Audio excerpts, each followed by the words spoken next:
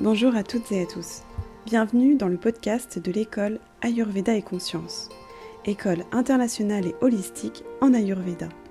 Nous sommes très heureux de pouvoir vous présenter ce podcast dans lequel nous traiterons divers sujets autour de l'Ayurveda et de l'intuition. Nous vous souhaitons une très belle écoute. Bonjour à tous, bonjour Joyce. Bienvenue dans ce premier épisode du podcast de l'école Ayurveda et Conscience. Dans ce premier épisode, on s'est dit que ça serait plutôt sympa de parler de la création de l'école et du parcours de sa directrice, Joyce Young-Ledon. Bonjour Joyce. Bonjour Shaima. J'espère que tu vas bien. Et je voulais savoir si déjà dans un premier temps, tu pouvais te présenter et expliquer un petit peu ton parcours. J'ai combien de temps pour faire ça? Comme tu veux. Faut pas que ce soit trop long, mais au moins, on va dire les grandes lignes. Déjà, D'accord. par quoi tu as commencé au niveau de ta carrière et aussi, ce qui serait intéressant de savoir, c'est quand est-ce que l'Ayurveda est arrivé dans ta vie? Ok. Ouais, super. Donc tu m'as présenté, merci. Donc, je suis directrice de l'école Ayurveda et Conscience où j'y suis formatrice pour tous les niveaux intermédiaires à avancés. Je suis également consultante auprès de l'ambassade de l'Inde pour le développement de l'Ayurveda en France.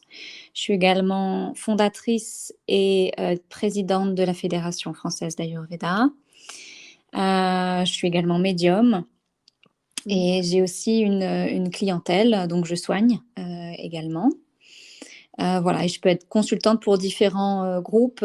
Actuellement, je travaille pour la marque Kama Ayurveda qui va se lancer. Qui va se lancer. Alors, reste confidentiel. Trop bien. Et parfois à l'étranger, pour des groupes à l'étranger. Donc là, récemment, j'ai travaillé pour le premier groupe universitaire indien qui voulait lancer une grande plateforme de bien-être, en gros.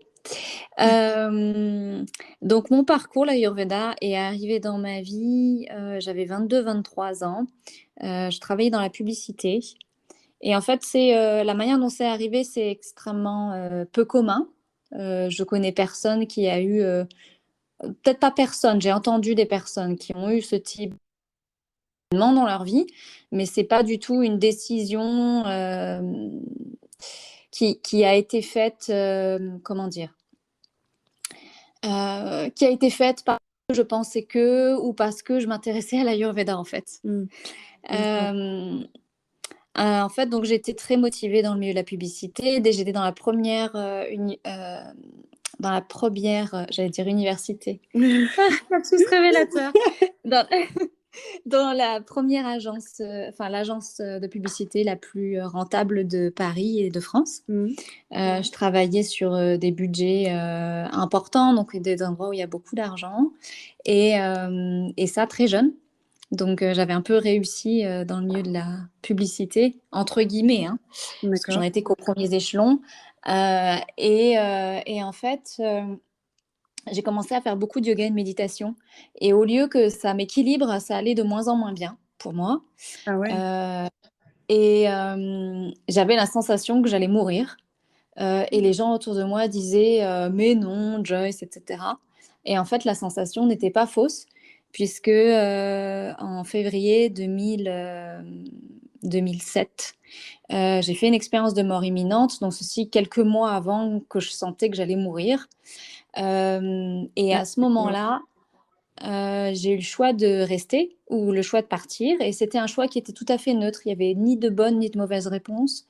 Et j'ai pris la décision de rester parce que maintenant, je savais que la mort n'existait pas et du coup, je pouvais aider les autres. Donc, à partir de ce moment-là, ensuite, tout s'est enchaîné rapidement. Et j'avais déjà eu en clairaudience, puisque j'avais déjà des capacités médiumniques à l'époque, qu'il fallait que j'aille apprendre l'Ayurveda. Mais vraiment, je m'intéressais aux médecines parallèles, médecine douce, mais c'était un centre d'intérêt et j'étais très, très motivée par le travail que je faisais. Et en 6 mois, j'ai trouvé un médecin qui m'a enseigné en Inde et j'ai été, selon ses dires, sa meilleure élève. Pendant près d'1 an et demi, je travaillais limite nuit et jour, tous les jours, Ouais, waouh. pour apprendre l'Ayurveda en consultation avec les tests classiques, en faisant les soins. J'ai vraiment eu l'Ayurveda en perfusion et intraveineuse. On Mm. commençait à 7h30 du matin pour finir à 11h le soir, tous les jours, parfois même le dimanche. Ah Et ouais, c'est quand comme même. ça que j'ai fait mes premières bases. Donc, j'ai vécu à Pune pendant près d'un an et demi. Et je suis rentrée au bout d'un an et demi. Et là, j'ai commencé à construire des choses en France. D'accord. Ah ouais, waouh, sacré parcours. Ouais. Parce que de manière générale, tu sais, c'est genre, on tombe sur un livre sur l'Ayurveda, puis on s'y intéresse petit à petit, mais non, toi, c'est arrivé genre en pleine. C'est ça, c'est arrivé en. Comment dire? T'as eu comme une claire audience, c'est ça? Mm. Ah ouais, quand même. Ok. Bon, bah merci pour cette explication. Donc du coup, je vais enchaîner avec une autre question d'une internaute qui est plutôt intéressante. En fait, la personne, elle demande si tu es née en France parce que, parce qu'elle trouve qu'effectivement, la culture française est loin de la culture indienne et de la médecine ayurvédique.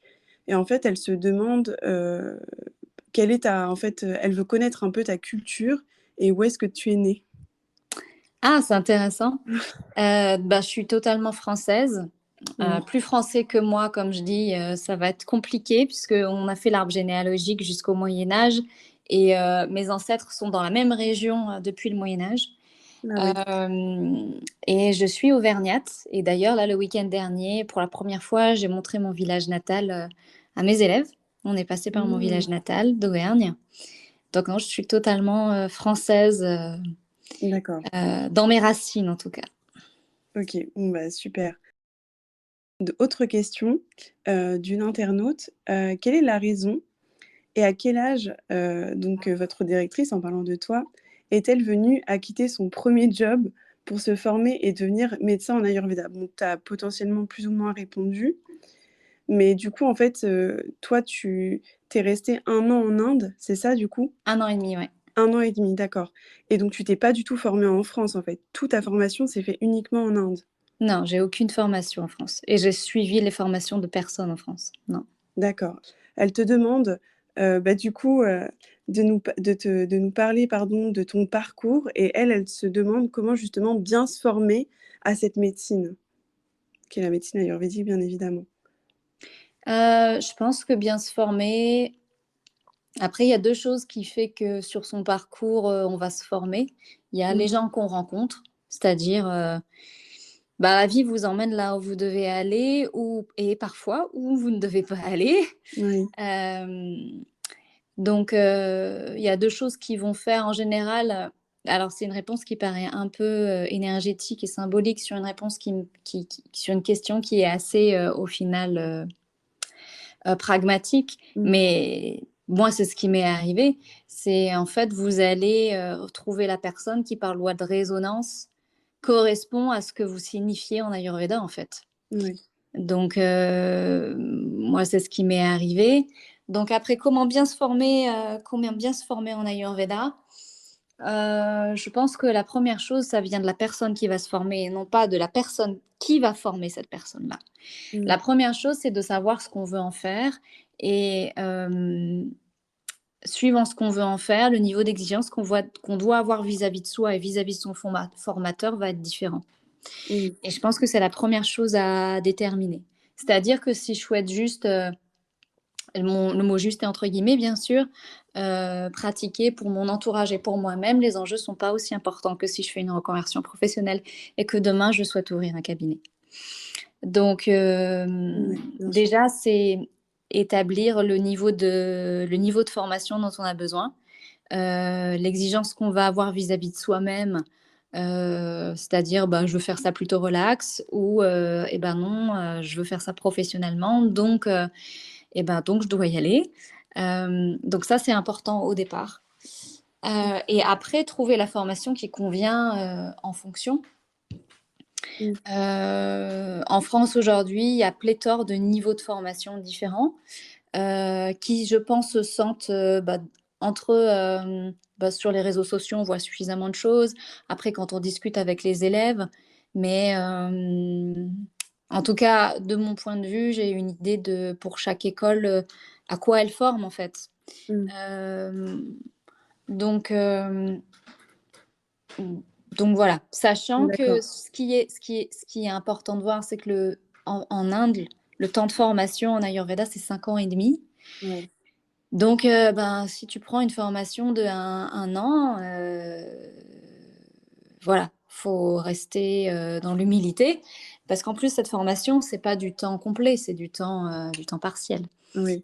Euh, donc voilà. Et je pense que la personne qui établit bien ses objectifs trouvera du coup facilement l'école, le formateur qui conviendra à ce qu'elle souhaite ou ce qu'il souhaite faire. C'est une étape qui me semble parfois oubliée. D'accord. Et donc du coup, moi j'ai une petite question. Je voulais savoir ce que justement, parce qu'il y a quand même pas mal de formations en Ayurveda qui se fait à distance, donc sur des plateformes qui vendent différents types de formations en tout genre, mais dans le secteur du développement personnel, santé holistique, etc. Et justement, je voulais voir avec toi et j'aimerais savoir ce que tu en penses de ces formations-là en ligne, où vraiment la personne elle est en totale autonomie et elle suit, littéralement des cours, sur papier. Mais est-ce que pour toi, c'est quelque chose de possible? Sachant qu'il y a un diplôme à la clé et que c'est, un diplôme de praticien en Ayurveda. Et je voulais savoir ce que tu en penses et quels conseils tu pourrais donner, objectivement par rapport à ces formations-là? Hmm. Alors effectivement, bah, c'est très tendance de faire du online. Le Covid a Mmh. accéléré la tendance, bien qu'aujourd'hui, il y a quand même un certain nombre de personnes qui préfèrent le présentiel. Moi, personnellement, moi, je préfère le présentiel. Mmh. Et ça va aussi dépendre de la constitution de naissance de la personne. Euh, donc, dans Mmh. les formations en ligne que je connais, c'est comme les formations présentielles. Il peut avoir des choses de qualité médiocre à des choses qui sont de l'excellence même. Et Ouais. ça, donc en fait, c'est pas le médium qui va déterminer la qualité de la formation. Ça dépend des personnes qui ont fait la plateforme. D'accord. Donc, faut pas se dire qu'on sera moins bien formé si on est formé en ligne. Je trouve que c'est pas vrai. Par contre, effectivement, il y a des choses qu'on loupe par rapport à une promo ou quand on est avec d'autres personnes. Bah, tous les échanges qui se font sont pas présents.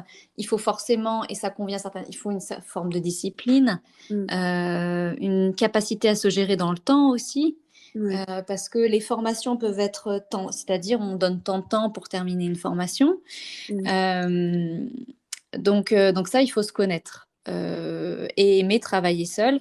Je trouve l'avantage des formations en e-learning, c'est que tout est déjà prêt. En fait, il y a rarement de choses à noter ou des choses comme ça. C'est du prêt à apprendre, quoi. Oui. Euh, donc voilà, donc je pense que ça, il faut se connaître parce que c'est toujours bien d'allier quand même et formation et plaisir. Parce que sinon, ben, ça risque de pas prendre pour la personne. Mmh. Donc, si elle prend pas le bon médium, c'est-à-dire pas le bon, qu'elle prend une présentielle, alors qu'au final, elle veut que tout soit prêt, et qu'elle fasse tout avec son planning à elle, ben, ça va l'embêter. Et inversement, si on est une personne qui a besoin de beaucoup de contacts sociaux, d'échanger, etc., ça va être frustrant du e-learning, hein.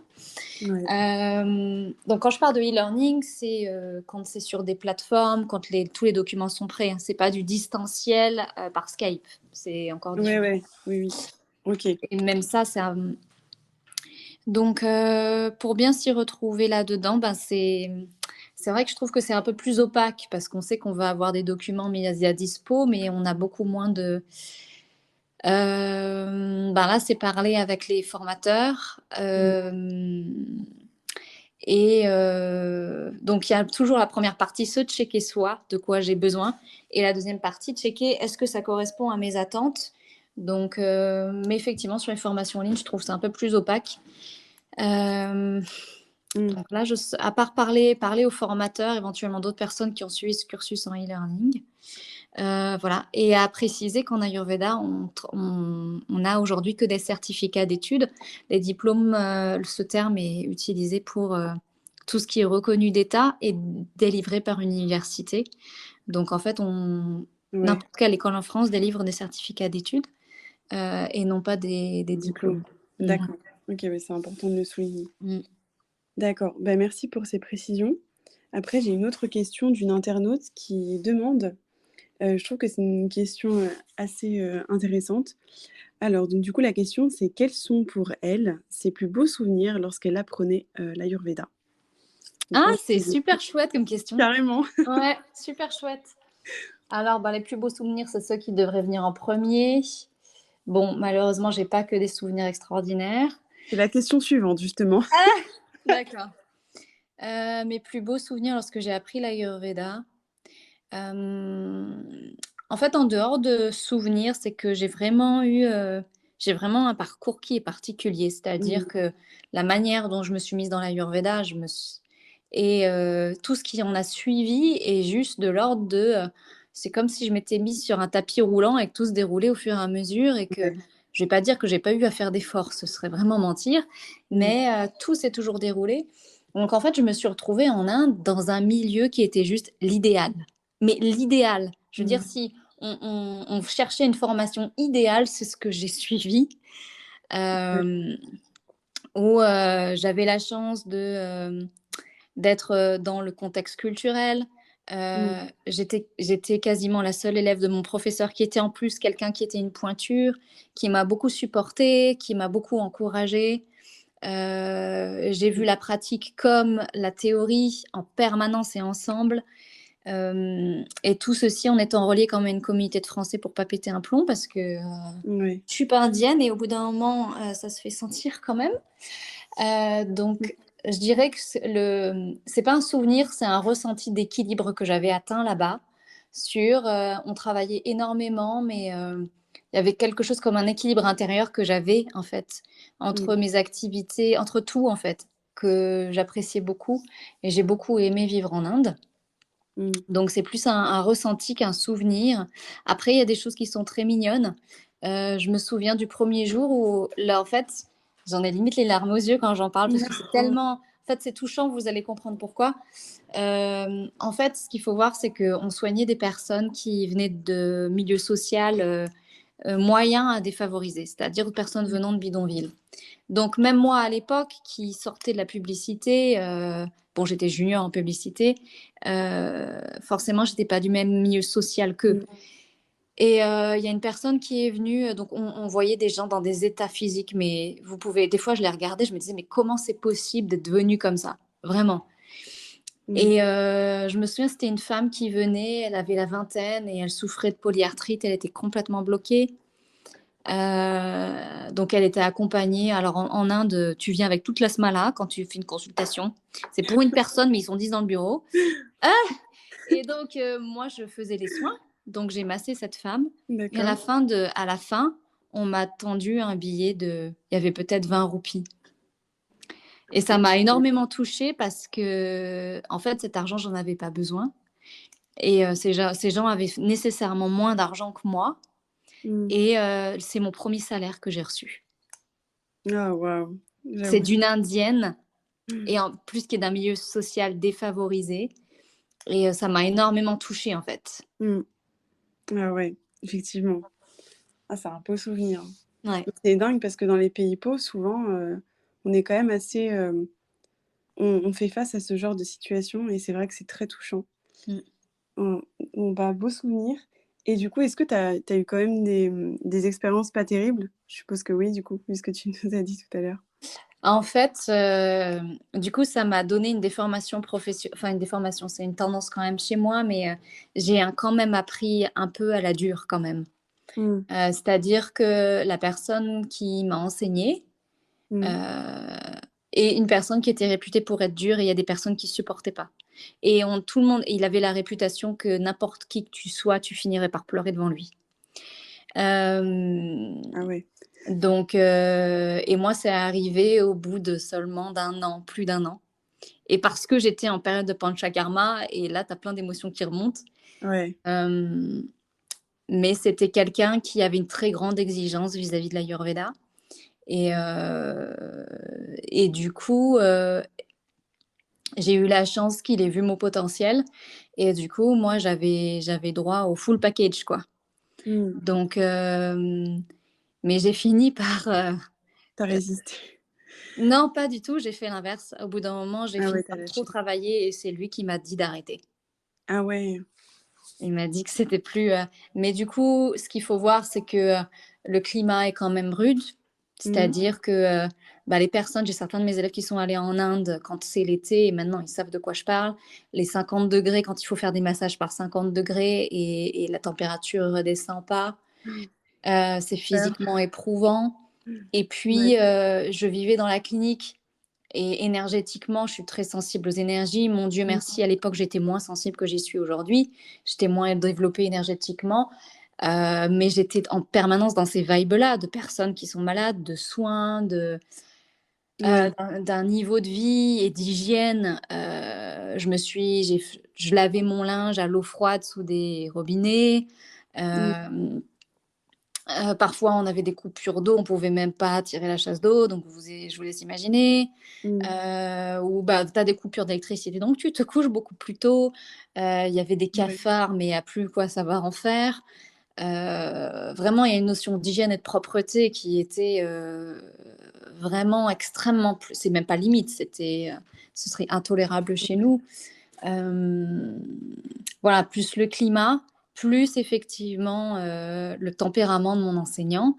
Mmh. Voilà, mais bon, je suis sortie, 1re de ma promo, puisqu'après moi, il a dit: «Après elle, j'en reformerai plus sur du long terme». D'accord. Et il Voilà. il exerce toujours du coup ce médecin ou pas? Oui, Le oui, il exerce dentiste? toujours, ouais. Donc tu as toujours des nouvelles de lui? Non, je n'ai plus de nouvelles de lui. D'accord. Et lui, il avait quel âge à l'époque, quand tu t'es formée? Il avait la quarantaine, D'accord. donc il avait déjà 15 ans d'expérience, en Ayurveda et même avec le recul, c'est pas parce que c'était mon professeur, mais c'est là où, je dis: «C'est par loi de résonance tout ce qu'on a à faire» parce que, je connais des personnes qui sont venues comme moi en Inde se former dans la même ville et cetera, qui ont pas eu le même prof. Le niveau était pas du tout le même, quoi. Mmh. Donc j'ai vraiment eu de la chance. Ouais. Ça a été dur, mais ça en valait la peine, en fait. Ah oui. Mmh mh. OK. Bon, bah, merci pour ces partages d'expérience. Hem, ensuite, une autre question, en rapport avec justement tes capacités, pardon, médiumniques, qui je trouve, du coup, sont intéressantes dans le cadre, d'être de thérapeute en Ayurveda. Et je voudrais savoir comment, toi tu allies en fait justement ces capacités-là médiumniques avec tout ton bagage en Ayurveda? En fait, c'est l'Ayurveda qui m'a amenée à développer ça, mais quand je suis revenue en France et tant mieux pour Oui. moi parce qu'être trop sensible en Inde, Mmh. Ouais, ah, c'est compliqué. c'est compliqué, effectivement. Donc en fait, je me suis rendu compte que quand je parlais des constitutions de naissance aux personnes, je leur disais des choses que c'était pas des choses que j'avais apprises, que j'étais en train de leur dire. Mmh. Et après, j'ai commencé à voir que je voyais des choses autour d'eux, et cetera, et cetera. Et puis après, ben, je me suis là, c'est quelque chose, je me suis construite toute seule là-dessus. Hem, Mmh. donc D'accord.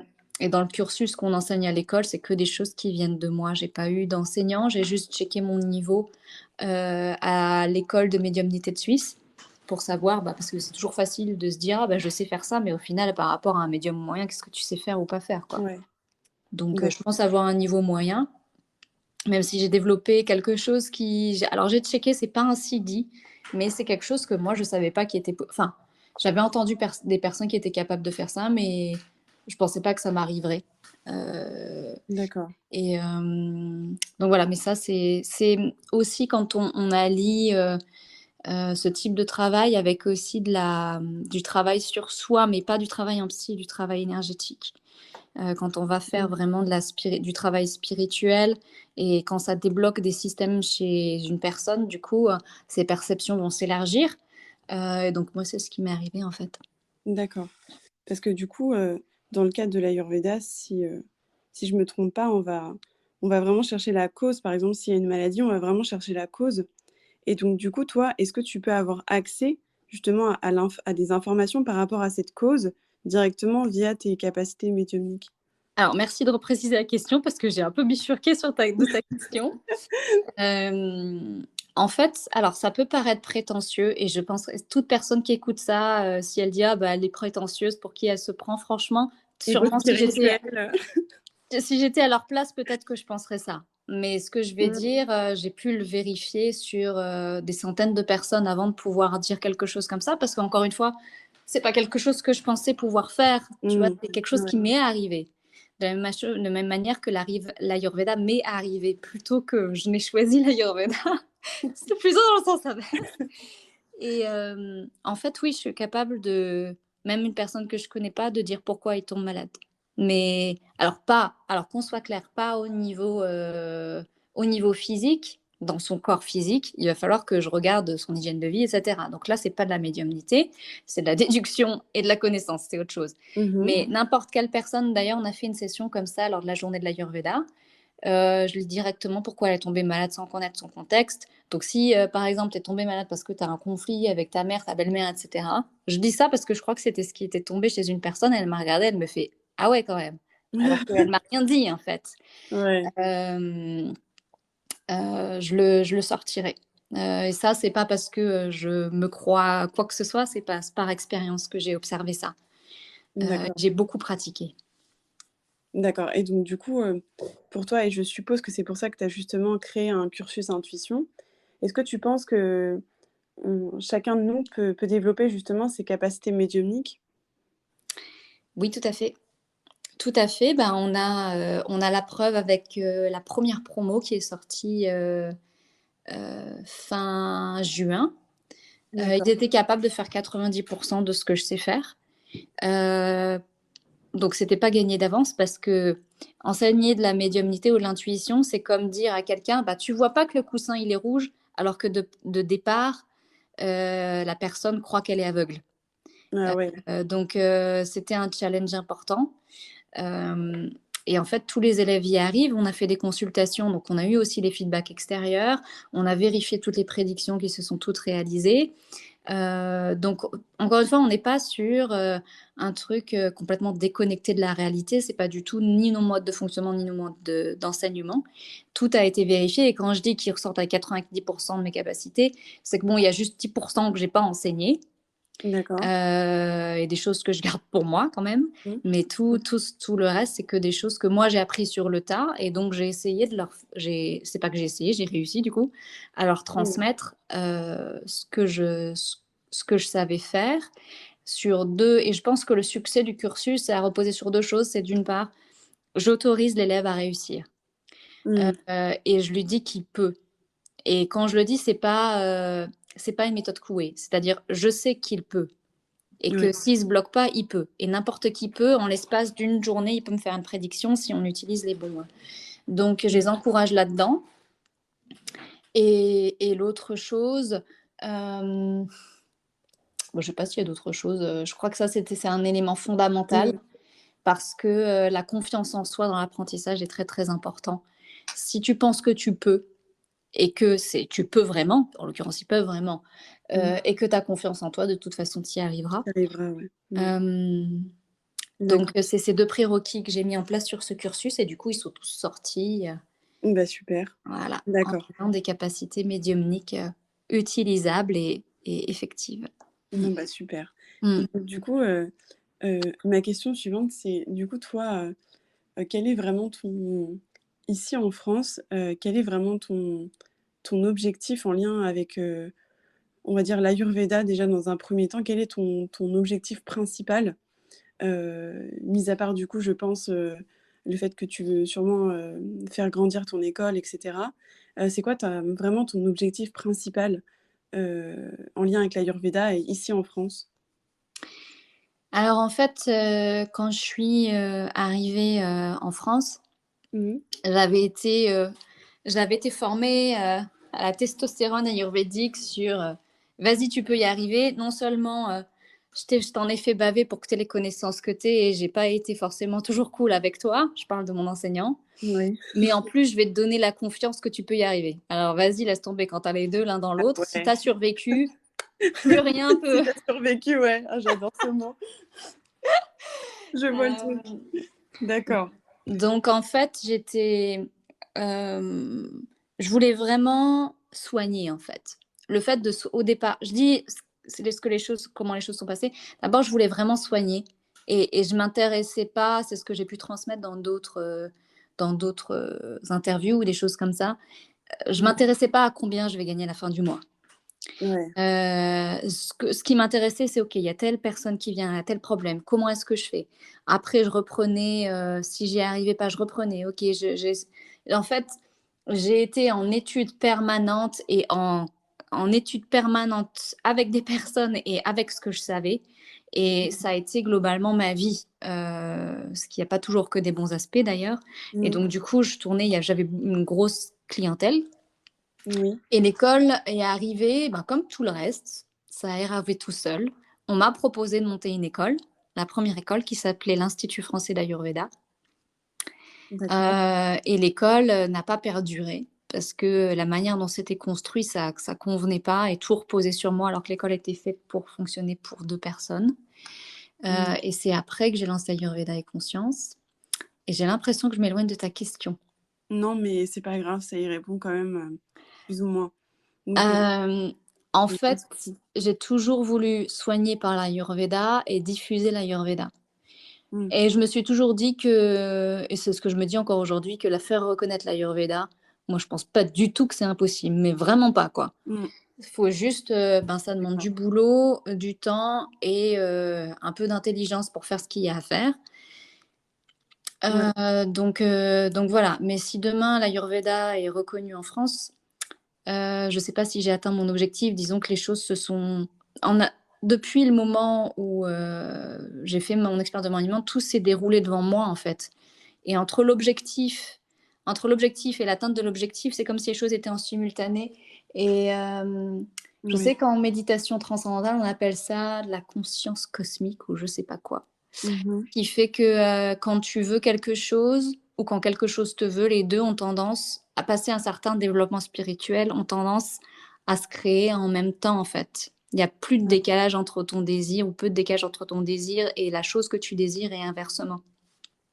Ah ouais. Donc je sais pas si c'est l'expérience de mort imminente qui a créé ça, j'ai pas théorisé là-dessus.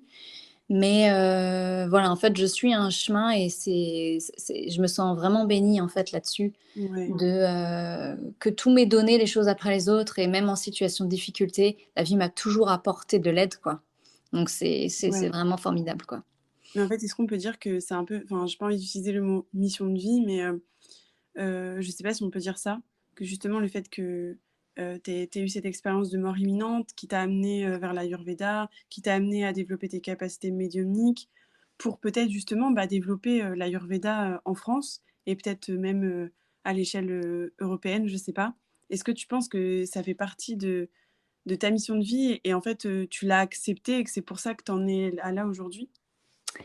Alors en fait, j'ai oublié un petit détail qui est pas des moindres et je pense que je parle de ça parce qu'éventuellement, c'est vrai qu'il y a beaucoup de choses en spiritualité qui sont enfin la spiritualité pour moi n'a jamais été une théorie. En général, j'ai toujours eu la pratique. Par exemple, Mmh. l'expérience de mort imminente, je ne savais pas ce que c'était moi, hein. Mmh. Ou la montée de Kundalini, je ne savais pas ce que c'était ou ce genre de truc-là jusqu'au moment où tu as un truc qui t'arrive, tu fais: «C'est quoi ça?» Ouais, je hem vois. Et en fait, par rapport à la mission de vie, quelque chose que j'ai omis de dire, Mmh c'est mh. qu'en fait, après mon expérience de mort imminente, pendant 2 semaines, je voulais repartir, en fait. Parce que la mort, c'est tellement merveilleux, c'est tellement, c'est C'est genre dingue ce que tu dis. la mort, c'est juste, tu que tu es aux Maldives, et que tu es sous extase et en plein orgasme, ce serait pas aussi beau que la mort, quoi. J'ai jamais Ah vu ouais, quelque chose d'accord. et ressenti quelque chose d'aussi fort que ça et en fait, après, c'est pas que je voulais mourir, mais j'a c'est comme si tu vois le clou du spectacle et que tu te dis: «Mais qu'est-ce que je fais ici?» Parce qu'en plus, tu es un peu connecté à quelque chose d'un peu transcendantal, donc pendant Mmh. quelque temps une conscience qui est pas mal plus élargie, donc tu vois les choses et tu regardes les gens. Je me souviens, je me regardais les gens, je disais: «Mais on n'a rien compris, mais on est au Moyen Âge, mais les gens, ils s'envoient que des choses négatives entre eux, alors qu'en fait, on est un tout et qu'on est que Mmh. lumière et qu'on est là pour exp mais qu'est-ce mais» Et en fait, c'était pas du coup, encore une fois, c'était pas du tout théorique parce que je suis pas trop bisounours et tout ça. Ouais. Mais pendant 2 semaines, je voulais repartir en fait. Et du coup, pour pas repartir, parce que j'avais dit que je restais ici et que le tunnel après s'est refermé, le Ok. fameux, bah, bref, j'ai vécu ce que la plupart des gens voient. Tunnel de Euh, lumière, ouais. le tunnel de, moi, c'était un tunnel de nuages. Ah Et au ouais. bout, il y avait une lumière très intense et le ressenti était extraordinaire. Il y a pas de mots qui expliquent. Mm. Et À part, je sais pas si tu as vu, mais maintenant, il y a de plus en plus comment dire, d'études, justement, qui ont été faites en lien avec oui, des expériences de mort imminente qui oui. vraiment confirment que c'est pas le cerveau, en fait, et qu'il y a bien quelque chose qu'on peut pas expliquer, mais enfin, si, du coup, mais pour certains scientifiques, qui n'expliquent pas et que c'est au-delà du cerveau, quoi. Donc, Et donc pendant ces 2 semaines-là, j'ai prié pour avoir une mission de vie parce que j'avais plus mm, de raison de rester ici en fait. ouais. Et j'en ai eu une, je crois. D'accord. Bon, bah, écoute, beau chemin de vie quand même. Et alors aussi, j'ai une autre question par rapport à tout ça. Est-ce que quand tu étais enfant ou du coup adolescente, etc., tu avais une relation avec la religion, avec, avec le côté divin? Est-ce que tu croyais en Dieu? Est-ce que tu croyais en quelque chose? Est-ce que tu avais foi en quelque chose de plus haut avant cette expérience de mort imminente? Alors j'ai eu aucune éducation religieuse. Je suis dans une D'accord. famille qui n'aime pas la religion du tout, Mhm. dans un milieu très laïque, avec aucune spiritualité. D'accord. Euh, donc voilà, j'ai aucun background là-dedans. Et le moment où c'est arrivé, bah, en fait, tout a commencé à se développer avec le yoga et la méditation, ce qui est normal, puisqu'en fait, là, c'est des techniques qui sont souvent sous-estimées, en particulier le yoga. Mm. Ça réaligne sur le chemin de vie et ça ouvre beaucoup les potentiels des gens quand même. Donc en fait, c'est le yoga qui... Alors, il y a eu d'autres prémices avant, hein. Ça a commencé à frétiller à Mm. partir de la vingtaine, on sentait qu'il y avait un truc là qui allait se passer. Mais j'ai aucun background, aucune influence au final qui viennent de mon enfance. Ah ouais, d'accord. Et bah, du coup, comment tu as fait, enfin, après tous ces, comment dire, heu, toutes ces expériences et cetera et le fait que tu t'intéresses à l'ayurveda, que tu aies développé tes capacités médiumniques, comment ça a été, enfin, ta relation avec les autres? Comment tu t'es Est-ce que tu as réussi à te présenter aux autres? Est-ce que tu as réussi à affirmer ce côté-là chez toi? Et comment ça s'est passé? Surtout pour des gens qui ne sont pas dans ce «monde-là» entre guillemets et qui pour eux, ça leur paraît complètement, ailleurs, tout ça. Comment tu as fait pour faire face à tout ça un peu entre guillemets et Euh, je pense que, et là, c'est pour aider les personnes qui vont écouter, parce qu'il y aura sûrement des personnes qui ont ce type de capacité, on ne sait pas quoi en faire. Il y a beaucoup de questionnements qui se tournent autour de ça. Et l'Ayurveda, je suis arrivée en France, surtout, c'était il y a pas loin de 15 ans, donc c'était encore moins développé qu'aujourd'hui. Euh, ouais. donc, en fait, je pense que et c'est un conseil que je peux donner à tout le monde parce que moi, j'ai pas eu trop de difficultés. C'est-à-dire, n'essaye pas de convaincre le monde de qui tu es et de ce en quoi tu crois. Il y aura toujours des gens qui vont venir et qui ont besoin de ce que tu es et de ce que tu sais faire. Ouais. Et essayer de prêcher aux personnes qui n'ont rien demandé, pour qui leur expérience de vie est différente et une perte de temps et d'énergie. Et comme nous sommes dans une société qui est encore peu évoluée à certains niveaux, dont le fait encore que la majorité de la population mondiale croit en seulement ce qu'elle voit et qu'elle peut toucher, c'est-à-dire nous sommes dans un monde qui sont encore extrêmement matérialistes, Mmh. du coup, ça sert à rien d'aller prêcher que c'est toi qui as raison, ou qui vois des trucs, ou que les autres sont machin. Ça veut dire tout simplement que tu expérimentes une autre vie dans le même monde. Et du coup, la vie va t'apporter ce dont tu as besoin pour avoir cette expérience-là. Mais j'ai jamais cherché à convaincre qui que ce soit. en dehors de mon activité professionnelle et de diffuser l'Ayurveda, j'ai jamais essayé de dire que et ce qui est pourtant ce que je pourrais dire à un certain niveau, les personnes qui n'ont pas de capacité médiumnique sont sous-développées. Mmh. Parce que le sixième sens est une capacité de l'être humain qui est en fait castrée, et j'utilise le terme exprès, qui est Mmh. castrée dès le plus jeune âge, Ah oui. et qui coupe la personne la plupart du temps de sa source et d'une partie de son potentiel. Et du coup, il y a beaucoup de stratégies de défense que les gens ont vis-à-vis de ça, parce que dès petits, on nous a dit que ce qu'on voit dans le noir, c'est pas vrai, que si c'est pas vrai, que ça c'est pas vrai, et que dans le monde d'adulte, il y a que ce qu'on voit et ce qu'on touche qui est vrai. Mmh. Alors, sans dire que le Père Noël existe, il y a les enfants perçoivent beaucoup de choses qui sont justes et vraies, mais on Mmh. les castre dès l'enfance et du coup après les adultes sont d'une part en incapacité à utiliser ça, mais surtout vont s'en défendre parce qu'ils vont pas se croire eux-mêmes, parce que c'est ce qu'on leur a appris. Donc, et je pense qu'on a beaucoup à. Et si effectivement on était dans un monde où les gens avaient une beaucoup plus forte intuition et médiumnité, il est évident que les choses tourneraient différemment. Par exemple, à partir d'un certain niveau, il est plus possible de mentir. Mmh. C'est-à-dire, quelqu'un qui ment quand on a une très bonne intuition, médiumnité, ben, ça se voit comme le nez au milieu de la figure. Et si tout le monde avait ça, ben, il y a des choses qui seraient différentes. Mais pour l'instant, on Oui. n'en est pas là. Et chacun a une expérience de vie différente. Et chacun vit sa propre vérité. Et c'est important de. Donc, chaque personne qui a ces capacités-là, c'est leur vérité. C'est-à-dire que le monde fonctionne comme ça, que on perçoit certains niveaux psychiques, etc. Ça, c'est notre vérité et réalité, puisque les deux ont tendance à être similaires. Et Oui. d'autres ne voient que ce qui touche. Et c'est OK pour les deux, ces deux expériences qui sont différentes. Donc, on n'est pas obligé de convaincre ceux qui touchent des choses et qui pensent qu'il n'y a que ça qui existe, que nous, c'est nous qu'en fait, il y a un truc qui manque chez eux. Et de la même chose, que nous n'avons pas besoin de la validation des gens qui sont seulement dans un monde matérialiste pour dire que ce qu'on fait et ce qu'on perçoit est vrai. On n'a pas besoin de ni Mmh. l'un ni l'autre.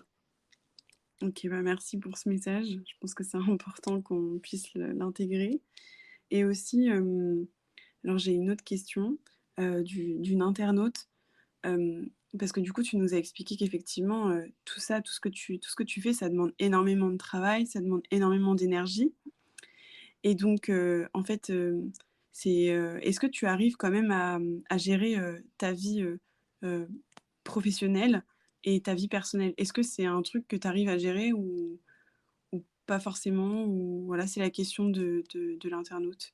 D'accord. C'est vrai que des fois, quand je fais la liste de ce que je fais en même temps, les gens me regardent du genre, il est pas temps de dormir. Bon, c'est assez modeste quand même par rapport à plein de personnes qui ont beaucoup plus de responsabilités que moi, Mmh. donc bon.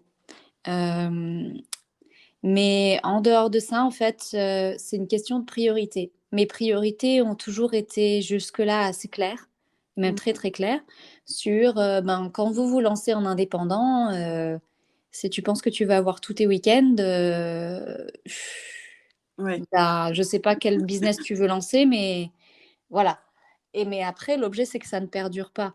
Donc il y a une époque où j'ai fait que passer mon temps à travailler pendant les premières années et c'est OK, c'est normal. Hem Mmh. Et après, petit à petit, l'équilibre se refait dans l'autre sens. Donc aujourd'hui, j'ai du temps qui est dédié à ma vie personnelle et qui est fixe, qui est alors, au moins quelque chose qui est d'extrêmement grave que je dois gérer, mais c'est du temps qui est fixe. Voilà. Mais ma priorité, c'était d'arriver à un certain niveau de chiffre d'affaires pour que je sois en sécurité. Mmh. Hem et aussi, plus vous travaillez, plus vous apprenez. Donc quand vous êtes passionné par ce que vous faites et que vous voulez beaucoup apprendre, souvent j'ai des élèves qui sont bloqués, en formation, qui veulent apprendre, leur 10e année de formation sur quelque chose, je ne sais pas, Mmh. Ouais. mais on apprend énormément en pratiquant. Ouais, Hem, je suis d'accord avec ça. donc les 2 sont, heu, en fait, c'est juste une question de priorité. Si aujourd'hui ma vie personnelle était ma priorité, j'organiserais mon temps différemment. Ouais. Encore une fois, c'est pas mon emploi du temps qui me mène. J'ai beaucoup de chance là-dessus. C'est moi qui mène mon emploi du temps. Donc, Mm. quand j'ai décidé que, par exemple, ce mois-ci, il faut donner un coup de collier et que je prendrai que 2 jours de repos, et ben, je le fais parce que c'est nécessaire. Mais si le mois d'après, je veux me prendre tant de jours de congé, je les prends. Donc, Avantage du côté mm. auto-entrepreneur, oui. Mm. Donc, en fait, je dirais ça dépend des priorités. Et après, je pense qu'il faut un peu sortir de... Il y a quelques superman et superwoman qui arrivent à tout faire à la fois et en même temps. Ce sont des personnes qui, de ce que j'ai perçu, sont assez exceptionnelles et rares. Mais je pense qu'il est important de définir des priorités et de ne pas essayer de tout faire à la fois. C'est-à-dire que, par exemple, je n'ai pas d'enfants. Il est évident que si j'avais des enfants, mon emploi du temps serait revu différemment. Ouais. Donc voilà. Ouais, donc faut savoir s'adapter en fonction de en fait, en fonction de la situation de chacun, quoi. Chaque situation est différente et Tout à fait. d'accord. Et donc du coup, dernière question pour finir ce premier épisode. Et ben justement, quel conseil tu pourrais donner à tous ces futurs thérapeutes en Ayurveda quel conseil tu pourrais donner justement pour pouvoir, j'ai pas envie d'utiliser le terme exceller, mais en tout cas s'épanouir et réussir à avoir une sécurité financière, mais aussi, enfin ça peut être pas forcément que financière. Quel conseil tu pourrais donner justement? Parce que pour commencer, c'est extrêmement dur, on fait face à nos peurs et du coup, parfois, on n'agit pas. Donc, quel conseil tu pourrais donner? Pour s'installer en tant que praticien, moi je pense pas que c'est la quantité qui fait la qualité. C'est-à-dire que après tout, vous avez pu vous former seulement 1 an en Ayurveda. Bon, c'est un peu limite pour en faire une profession, mais mettons. C'est quelle exigence vous avez vis-à-vis de vous-même pour l'utilisation de ces connaissances. En fait, l'objet, c'est pas d'en savoir énormément, bien que bien sûr, ça aide sur votre Oui. niveau, sur vos capacités à répondre différentes. Mais c'est surtout comment j'utilise ça, comment je le pratique. En fait, c'est l'exigence vis-à-vis de soi et vis-à-vis de ce qu'on a reçu, qui est que si vous pratiquez quelque chose, pratiquez-le parfaitement. Oui. Parfaitement dans le sens où faites-en, si vous avez eu, je sais pas, 50 heures de formation, faites-en, faites-le fructifier au maximum. Et ce maximum, c'est le travail que vous faites avec, les déductions que vous faites, et en permanence être dans cette recherche de solutions en fait.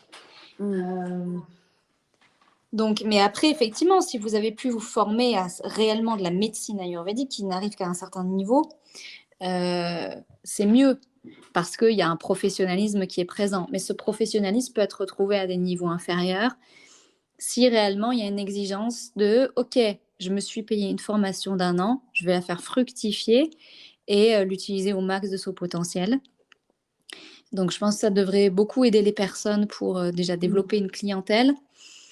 Et parce que aussi souvent, il y a souvent des histoires de confiance en soi qui arrivent. La confiance en soi, il faut quand même pas se leurrer, il y a une partie qui vient avec le travail qu'on a fait. Donc il y a ça. Et pour la médiumnité, c'est pareil en fait, c'est l'exigence vis-à-vis de soi. Bon, moi je dois un peu me calmer là-dessus parce que au point de vue de mon énergie, je peux pas tout faire à la fois.